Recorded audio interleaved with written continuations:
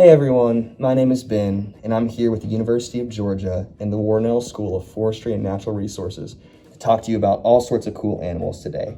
Before I do that, I want to tell you a little bit about my background.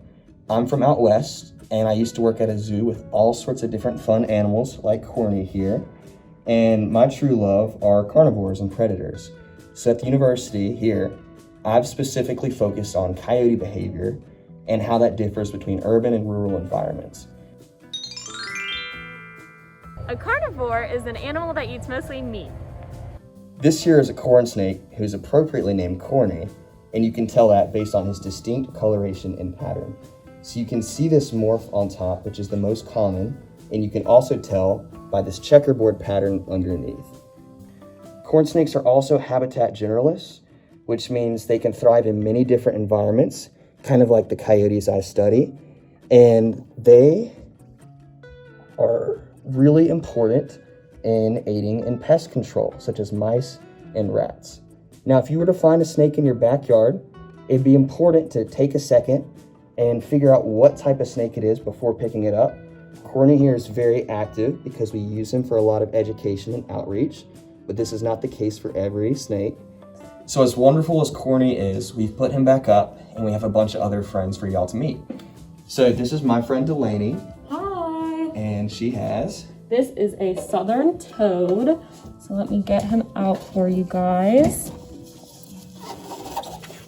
So this is a southern toad, and toads are actually amphibians, and they start their lives in the water as eggs, and then they turn into tadpoles and metamorphosize eventually into toads. And when they're really, really small and they turn into the toads, they're actually only about the size of a pinky fingernail. Animals that metamorphosize change body structures at some point in their life. Just like frogs start out as tadpoles, and when they get bigger, they grow legs so that they can hop on land. And you can also see that the skin of a toad has little bumpy warts on it. So if you can imagine touching his skin, it would feel very, very bumpy.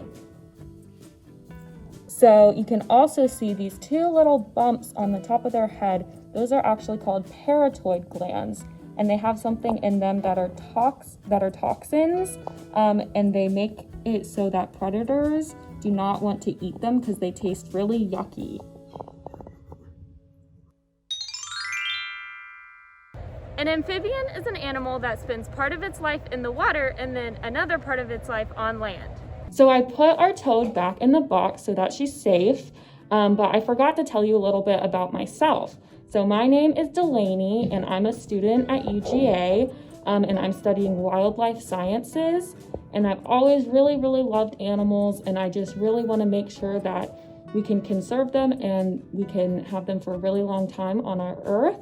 And so eventually, someday, what I want to do is I want to kind of work with humans and with animals and make sure that we can interact safely and in a way that lets us both live for a really long time on the earth.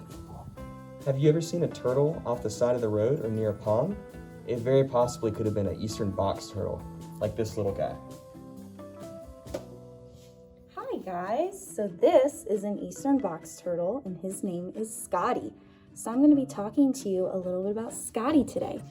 I'm sure the first thing you notice when you look at him is that he's got these really bright red eyes. So in the eastern box turtle world, bright red eyes means that it's a male and brown eyes means that it's a female. Another thing that you probably notice when you're looking at him is how pretty he is and all the cool colors that he has. So when eastern box turtles are younger, their colors actually aren't as bright and they're usually more uniform. So when they're around your age, they're a little bit more darker in color, kind of more black or brown. And then as they get older, they get all these pretty colors on them. A turtle usually lives in or near water, and a tortoise lives in really dry places. It can even live in the desert. So if you guys look, when I hold him like this, you can see this little line here. And as I'm sure you guys heard, he has the word box in his name. That's because eastern box turtles, when they get scared, actually have the ability to completely close themselves into their shell and almost look like a box. You can stare at them for as long as you want, but there's a good chance that they're not going to come back out. Also, these guys like to eat both plants and insects, which means that they are omnivores, much like most humans. A lot of humans like to eat plants and things with meat as well.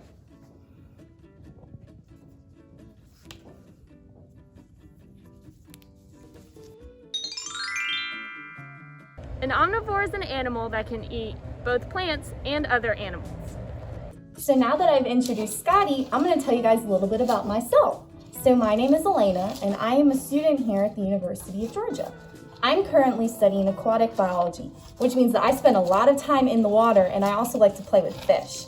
The animal that I am most interested in is actually sharks, which most people are scared of. What I want to do is I want to teach people about sharks and why they don't really need to be scared of them. I also want to teach other people about ways that we can protect sharks and ways we can prevent them from attacking humans. It's important to make sure that sharks are around for a while because they're a very important part of the ocean's ecosystem, which is just a really fancy word for habitat and how everything interacts with each other. Where are you going? So we've seen a lot of cool animals already, but we have one more to show you. The last one that we're about to introduce is This is a greater siren. So his whole name is Lil Siren, and they're actually really cool because they are aquatic salamanders. Now, if you might notice, I know he's a little active, he has these little frills on the front of his head, and those are his external gills. So that's how he kind of breathes. But he also has lungs, so if you ever see him come up to the surface and kind of gulp some air, he can breathe through his lungs as well. Gills are structures on a salamander that help it breathe underwater.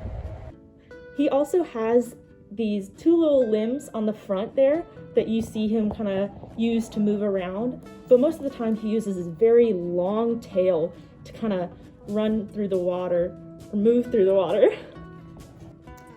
So, like fish and other aquatic species, he actually has a lateral line, and this helps with changes in the environment, and he can actually use this to sense things in his environment. A lateral line is a line of pores on an amphibian's skin that allow it to feel differences in pressures in the water. Now to introduce myself a little bit, I'm Erin, and I'm a junior here at UGA. I study wildlife sciences. So when I graduate, I want to work in wildlife conservation and sort of like what we're doing today, help teach people about wildlife and how to interact with them as well as keep their habitat safe.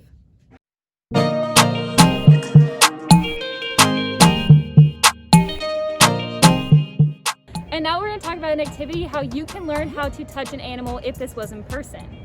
There are two different types of touch. There's the light touch and the hard touch. A light touch is typically done with 2 fingers. When you're touching a snake or a box turtle or even a salamander, you typically want to use 2 fingers and go with the skin and not against their scales because that could hurt them. A hard touch is completely unacceptable with an animal. You never want to squeeze or grab because you could possibly injure the animal that you're handling.